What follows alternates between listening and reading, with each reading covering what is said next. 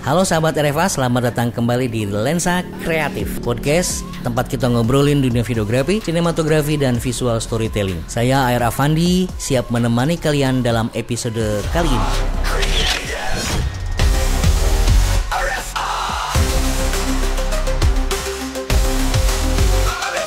Pernah nggak kalian mengalami syuting yang kacau banget? Kamera kehabisan baterai, lokasi nggak cocok, atau malah bingung mau ngambil gambar dari mana? Nah, kalau iya seperti itu, bisa jadi itu karena kurangnya perencanaan di tahap pra-produksi. Nah, di episode kali ini, kita akan membahas pentingnya pra-produksi dalam videografi, ataupun juga sinematografi. Mulai dari menentukan konsep, membuat storyboard, menyiapkan peralatan, hingga mengurus perizinan lokasi. Oke, kita mulai.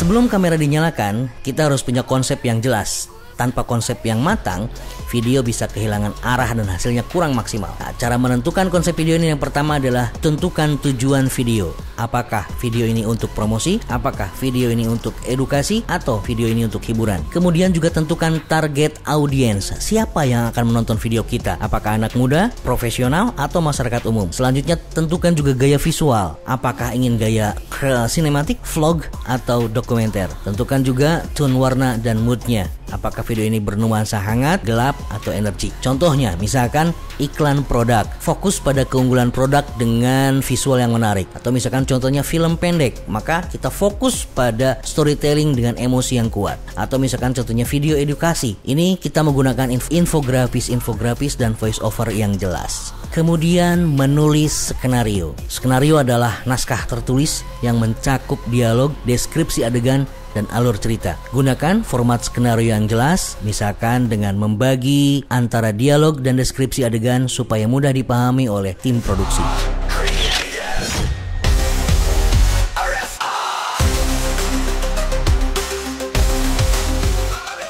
Oke, setelah skenario jadi, kita masuk ke tahap visualisasi, yaitu membuat storyboard dan shortlist. Apa itu storyboard? Storyboard adalah gambar sketsa adegan yang menunjukkan bagaimana setiap scene akan diambil. Manfaat storyboard ini adalah untuk mempermudah visualisasi adegan sebelum syuting, menghindari kesalahan teknis saat pengambilan gambar, juga memastikan semua orang di dalam tim memahami visi yang sama. Kemudian apa itu shortlist? Shortlist ini adalah daftar urutan pengambilan gambar yang akan dilakukan selama produksi. Format shortlistnya bisa kita lihat di sini, ada nomor shoot dan nomor urutan pengambilan gambar, slide, ada jenis shootnya, misalkan close up, medium shoot, over the shoulder, dan lain-lain. Kemudian ada deskripsi adegan, apa yang terjadi dalam shoot tersebut, peralatan apa yang dibutuhkan, kemudian apakah butuh gimbal, tripod, atau drone. Nah, jangan pernah datang ke lokasi syuting tanpa shortlist. Ini akan menghemat waktu dan memastikan semua adegan penting diambil.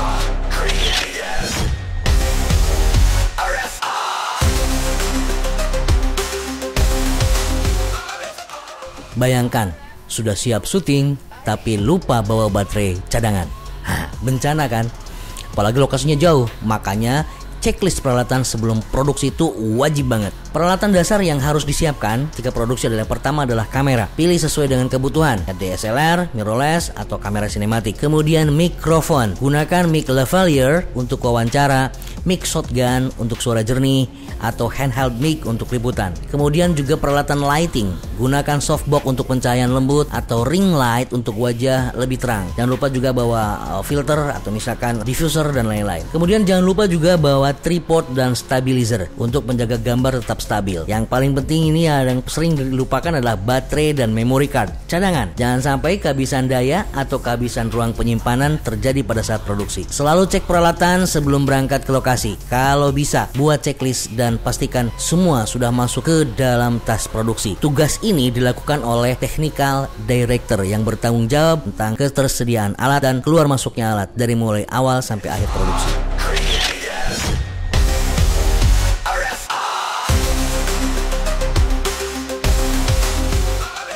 Banyak yang lupa bahwa lokasi syuting bukan cuma soal tempat yang keren, tapi juga soal izin. Jangan sampai syuting sudah berjalan, tiba-tiba diusir atau tiba-tiba dihentikan karena nggak punya izin. Hal apa yang harus diperhatikan saat memilih lokasi? Yang pertama adalah lokasi harus sesuai dengan skenario. Apakah tempatnya sesuai atau tidak dengan cerita yang sudah dibuat. Kemudian izin lokasi, pastikan sudah mendapatkan izin dari pemilik atau pihak yang berwenang. Kemudian kondisi pencahayaan dan suara, bagaimana ya? Hindari tempat yang terlalu gelap atau hindari juga tempat yang terlalu bising. Kemudian aksesibilitasnya apakah mudah dijangkau oleh kru, peralatannya mudah dibawa atau tidak. Selalu lakukan sit visit sebelum syuting atau selalu lakukan recce, selalu lakukan hunting, scouting, dan selalu lakukan mengunjungi lokasi sebelum syuting untuk memastikan lokasi benar-benar cocok. Jadi praproduksi adalah kunci keberhasilan video. Ketika praproduksi sudah kita lakukan, maka 50% dari produksi sudah kita selesaikan. Dimana di dalam praproduksi ini ada konsep dan skenario, ada storyboard dan shortlist, ada peralatan lengkap yang siap dibawa, ada perizinan, dan praproduksi ini adalah berarti sudah siap benar-benar syuting. Jangan pernah skip tahap-tahapan praproduksi. Persiapan yang matang akan menghemat waktu, akan menghemat tenaga dan uang saat produksi berlangsung. Semakin baik persiapan kamu, semakin lancar proses syutingnya.